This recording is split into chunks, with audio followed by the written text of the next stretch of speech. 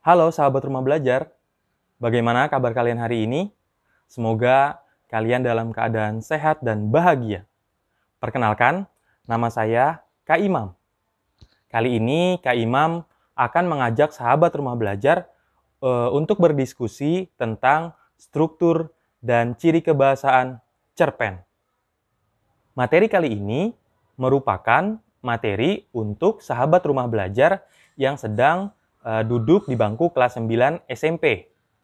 Nah, tujuan pembelajaran pada kali ini adalah sahabat rumah belajar dapat menelaah struktur dan ciri kebahasaan dalam cerpen.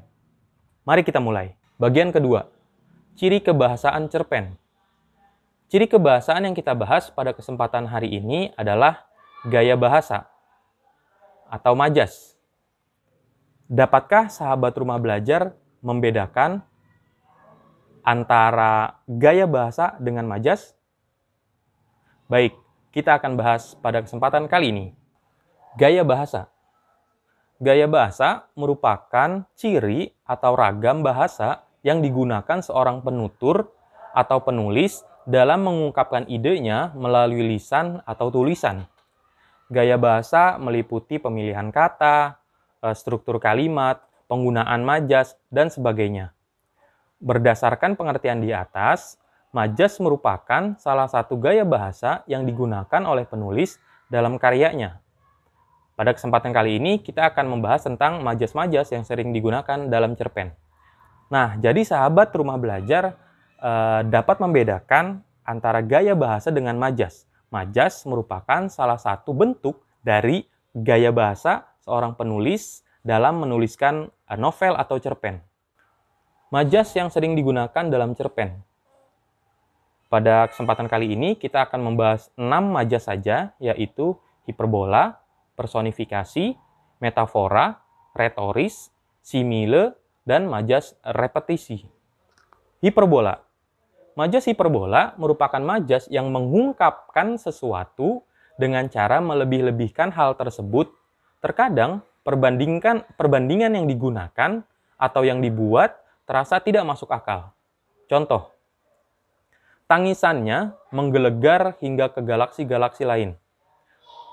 Contoh kalimat ini diambil dari cerpen Ada Yang Menangis Sepanjang Hari karya Agus Nur. Penjelasan, tangisan yang biasanya hanya terdengar oleh orang di dekat sumber tangis ditulis secara berlebihan sehingga terdengar ke galaksi-galaksi untuk menggambarkan kesan bahwa tangisan itu sangat menyedihkan. Selanjutnya adalah personifikasi. Majas personifikasi merupakan majas yang melekatkan sifat manusia ke dalam benda mati. Sebagai contoh, semesta terkesima dan seketika terdiam. Contoh yang diambil dari cerpen Ada Yang Menangis Sepanjang Hari karya Agus Nur. Penjelasannya, terkesima merupakan sifat manusia yang dilekatkan pada benda, yaitu semesta. Jadi personifikasi ini seolah-olah membuat benda bersifat seperti manusia. Kurang lebih seperti itu sederhananya. Selanjutnya adalah metafora. Majas metafora merupakan majas yang menggunakan suatu benda atau objek lain untuk menggambarkan sifat yang ingin diutarakan untuk menggambarkan objek tertentu. Kita langsung pada contoh, yaitu dia telah menjadi anak emas guru di kelas karena kecerdasannya. Penjelasannya, istilah anak emas digunakan untuk menggambarkan murid kesayangan karena emas merupakan barang yang sangat berharga. Selanjutnya adalah majas retoris. Majas retoris atau retorika merupakan majas penegasan yang menegaskan suatu pernyataan dengan pertanyaan yang tidak memerlukan jawaban. Contoh, adakah yang lebih menyedihkan dari tangisan itu? Nah, ini diambil dari cerpen Ada Yang Menangis Sepanjang Hari karya Agus Nur. Penjelasannya, kalimat tanya tersebut diletakkan di akhir paragraf sebagai penegasan dari kesedihan yang telah diceritakan sejak awal paragraf. Selanjutnya adalah simile. Majas simile merupakan majas yang menyandingkan suatu kegiatan atau objek dengan sebuah ungkapan dengan menggunakan konjungsi, yaitu seperti bak, bagaikan, ibarat, dan sebagainya. Contoh, tangisan itu seperti air banjir yang meluber kemana-mana. Diambil dari cerpen Ada Yang Menangis Sepanjang Hari karya Agus Nur. Penjelasannya, tangisan yang mengeluarkan air mata diibaratkan sebuah air banjir yang mengalir kemana-mana untuk membuat kesan bahwa tangisan itu merupakan sesuatu hal yang luar biasa. Yang terakhir adalah majas repetisi.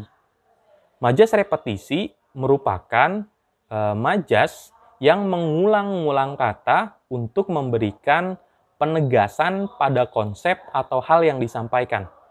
Contoh, tangisan itu bagai mengalir sepanjang jalan, sepanjang sungai, sepanjang hari, sepanjang malam. Dikutip dari cerpen Ada Yang Menangis Sepanjang Hari karya Agus Nur. Penjelasannya, pengulangan frasa sepanjang jalan, sepanjang sungai, sepanjang hari, dan sepanjang malam merupakan bentuk penegasan bahwa tangisan tersebut terjadi terus-menerus dalam waktu yang lama. Nah, selamat! Pengetahuanmu sudah bertambah hari ini. Bagaimana sahabat rumah belajar? Sudah jelas dengan penjelasan yang tadi saya sampaikan? Nah, setelah mempelajari ini, Kak Imam berharap sahabat rumah belajar dapat menelaah struktur dan gaya bahasa pada cerpen yang sahabat rumah belajar baca. Selanjutnya, semoga sahabat rumah belajar juga dapat membuat cerpen yang bagus dengan struktur yang utuh dan gaya bahasa yang menarik. Baik, selamat berkarya.